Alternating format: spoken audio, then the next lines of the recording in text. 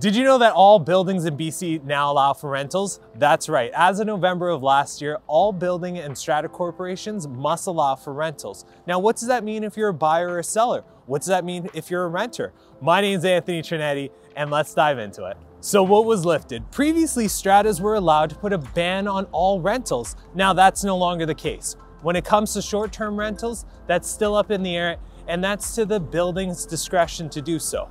Also, stratas are not allowed to do age restrictions under the age of 55. Now, if you are in a 55 plus building, that's still in place, but anything that was, say, 45 or under is no longer in existence. If you're a buyer, this rental ban can be a double-edged sword. On the one hand, you're likely going to use comparables from when the ban was in place, so you'll likely get the property at a better deal. On the other hand, though, you're likely going to be competing with other investors, and they're likely going to rent out the unit, and they could be able to go subject free. What? Now, if you're a seller, you're definitely going to get more appreciation because now there's going to be more people looking at your condo. So what does that mean if you're a renter?